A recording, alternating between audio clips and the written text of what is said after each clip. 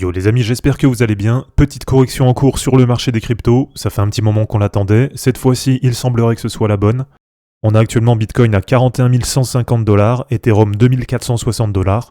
Donc comme d'habitude, pour cette fin de semaine, on va faire un petit tour d'horizon sur l'ensemble des cryptos, voir un petit peu si on a touché un bottom ou si on doit plutôt s'attendre à une poursuite de la correction.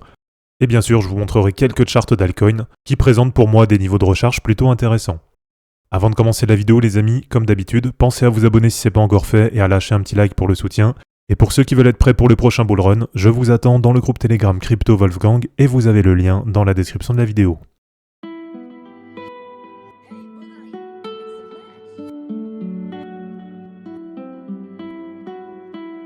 Alors cette fois-ci, il semblerait que ce soit la bonne les amis. Ça fait quelques semaines que de toute façon, on sentait que la correction allait arriver. Voilà, on avait une grosse divergence baissière de RSI, et ça depuis début décembre. Donc voilà, ça fait un petit peu plus d'un mois qu'on sent de toute façon que le marché se cherche un petit peu. Si on passe en daily, là c'est vraiment visible. Pendant tout le mois de décembre, comme je l'ai dit, on a un marché qui se cherche. La semaine dernière, on a eu l'approbation des ETF, donc là forcément on a un petit effet d'euphorie avec l'annonce, qui a permis d'aller chercher 49 000 $ sur Bitcoin. Et depuis, en à peu près une semaine, c'est la petite dégringolade et on est déjà à moins 17%. Alors dans les analyses précédentes, je vous avais noté deux niveaux support à surveiller, entre 42 580 $ et 41 600 environ. Donc bien entendu, à surveiller sur cette fin de semaine, est-ce qu'on va réussir à clôturer au-dessus ou en dessous de ces niveaux? Voilà, pour moi là, si on vient clôturer cette semaine sous 41 600, ça sent quand même pas bon sur Bitcoin. Et je pense effectivement que cette fois-ci, on va redescendre un peu plus bas. Comme vous le savez, voilà, ça fait plusieurs semaines que je vous en parle. Le niveau principal sur lequel je vais intervenir sur Bitcoin, ça va être autour de 38 000 $. Et voilà, c'est vrai que même si je sais que pour certains ça paraissait complètement improbable quand on était à 49 000, eh bien avec un peu d'expérience, on sait comment ça marche dans les cryptos, et on sait qu'on peut très très rapidement repasser de 49 000 à 38 000. Donc là sur Ishimoku en hebdomadaire, on vient de breaker à la baisse la Tenkan hebdo, et là c'est quand même un niveau important, donc si on vient clôturer sous cette courbe qui est en bleu, eh bien déjà ça va devenir une résistance, donc ça déjà c'est jamais positif d'avoir une résistance en plus, et le plus probable, eh bien, ça va être de redescendre tranquillement vers la Kijun hebdo, qui pour le moment se situe à 37 000 $. Du côté des retracements de Fibonacci, voilà, sans vous refaire toutes les analyses qu'on a déjà fait les semaines précédentes, mais quand on est venu chercher 49 000 $ sur Bitcoin, eh bien on est venu toucher les 0,382 de Fibo, et donc pour le moment c'est une trop forte résistance, on n'arrive pas à passer, et donc le plus probable naturellement c'est de redescendre chercher sur le niveau d'en dessous, donc sur les 0,618 de Fibo, qui se situe actuellement autour de 36 300 $.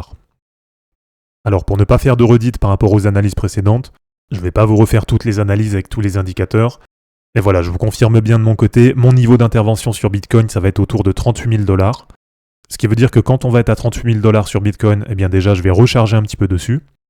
Voilà, je pense que pour du long terme sur BTC, c'est un très bon niveau pour se replacer. Et plus globalement, eh bien c'est vraiment ce niveau que je vais surveiller, puisque si on arrive à 38 000 $ sur Bitcoin, eh bien je pense que sur les altcoins, à ce moment-là, on sera dans des niveaux d'intervention très très intéressants pour du long terme. Alors du côté de la BTC dominance, comme je vous l'avais dit la semaine dernière, si on clôturait sous 51,6%, eh bien pour moi c'était quand même un signal assez important de fin de force, on va dire, de cette grosse période sur Bitcoin. Alors désolé pour cette phrase, c'est pas très français, mais voilà, vous m'avez compris. Et en tout cas, l'objectif que j'ai maintenant, c'est de voir la BTC dominance diminuer et de revenir chercher sur les 0,382 de Fibo autour de 48,7%. Et donc ça voudrait dire voir certaines altcoins être peut-être un peu plus solides que Bitcoin, je pense notamment à Ethereum dans ce cas-là. Alors du côté d'Ethereum les amis, je vous remontre rapidement la charte que je vous ai déjà présentée plusieurs fois. On approche la sortie, ou en tout cas la résolution d'un triangle très long terme qui a débuté en 2017. Je vous l'avais montré sur la semaine dernière, on était sur la trendline basse du triangle, ce qui veut dire pour moi qu'on avait atteint un point bas sur la paire Ethereum-Bitcoin. Et ça pour moi, eh bien ça correspond bien à ce que je vous ai dit juste avant, donc je pense effectivement qu'Ethereum va être un petit peu plus solide que Bitcoin sur les prochaines semaines. Et donc si on a une baisse de la BTC dominance, eh bien ce sera en grande partie dû à Ethereum, qui je pense va remonter déjà sur ce niveau, donc autour de 0,064, et voir pourquoi pas d'ici quelques semaines, on va dire à la fin du premier trimestre ou dans une période très très proche du halving au mois d'avril, eh bien aller tenter de casser à la hausse ce triangle et donc voir Ethereum remonter sur un niveau autour de 0,074 BTC.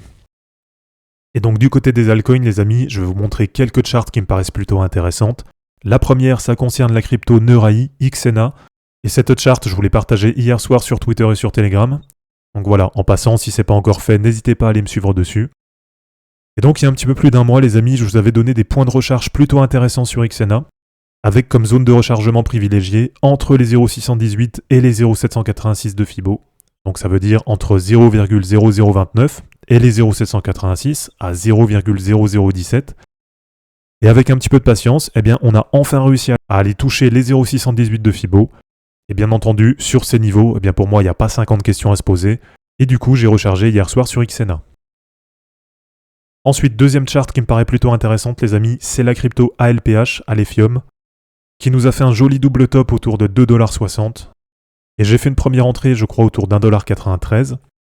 Et comme la correction se poursuit, eh bien on arrive maintenant sur le deuxième niveau qui m'intéresse, donc autour d'1,68$. Et donc là, si la correction se poursuit, eh bien on va rentrer dans la zone de rechargement que je privilégie. C'est-à-dire que là, je vais placer plusieurs ordres d'achat entre 1,68$ et 1,40$. Et donc tout simplement, eh bien pour moi ici, c'est une très très bonne zone d'achat pour du long terme. Un petit tour sur Kaspa les amis, je sais qu'il y en a qui vont pas être contents parce que je vais encore parler de Kaspa. On est revenu sur les 0,382 de Fibo à 0,10$. Donc voilà, vous avez quand même là un niveau plutôt intéressant, puisqu'en cas de retour à l'ATH à 0,15, eh bien ça vous fait à peu près un plus 50% par rapport à maintenant. Mais là en toute transparence, eh bien je ne recharge pas sur ce niveau, et j'attends plutôt le niveau d'en dessous pour recharger, comme j'avais réussi à le faire début janvier. Donc si on a un retour du prix proche de 0,085, voire même en dessous, d'accord, si on vient rechercher sur les 0,618 de Fibo à 0,068, eh bien pour moi toute cette zone elle m'intéresse pour du long terme, et donc tout simplement eh bien j'en profiterai pour me replacer dessus à l'achat. Un petit tour sur la crypto ING les amis, une crypto qui m'intéresse, sur laquelle j'ai envie de me positionner, et je vous l'ai présenté assez récemment dans une vidéo. Alors malheureusement pour moi j'ai raté ce point d'entrée à 29$. Et voilà, pour le moment, malgré la correction, eh bien, elle reste plutôt solide. Et donc, comme d'habitude, je reste patient dessus, comme je l'ai fait par exemple sur Xena. Et donc, en cas de correction, les niveaux qui vont m'intéresser pour faire une première entrée dessus, parce qu'il faut savoir qu'aujourd'hui, je ne suis pas du tout placé sur ING, eh bien, ça va être un premier niveau à 29$, un deuxième niveau à 25$, et ensuite, dans toute cette zone, entre 29 et 18, eh bien, j'ai prévu de mettre plusieurs ordres d'achat. Donc voilà les amis, on va s'arrêter là pour cette vidéo. Je vous ai donné quelques points de recharge sur des cryptos qui ont été très dynamiques ces derniers temps et qui me paraissent plutôt intéressantes pour du long terme. Et comme d'habitude, si vous voulez des points d'entrée sur d'autres cryptos qui vous intéressent, eh bien mettez-les dans les commentaires. Et donc, comme d'habitude, aujourd'hui ou dans le week-end, eh bien je prendrai un petit temps pour analyser les charts et vous partager tout ça sur Twitter et sur Telegram. Donc voilà les amis, c'est terminé pour cette vidéo d'analyse technique sur les cryptos. J'espère en tout cas que ça vous aura plu. N'hésitez pas à aimer cette vidéo, à la commenter et à vous abonner pour en suivre d'autres. Dans la description de cette vidéo, vous allez retrouver tous les liens utiles et les liens pour me soutenir. On se dit à bientôt pour une prochaine vidéo, et d'ici là, ne capitulez pas, car les fortunes se créeront en portant vos burnes. Ciao.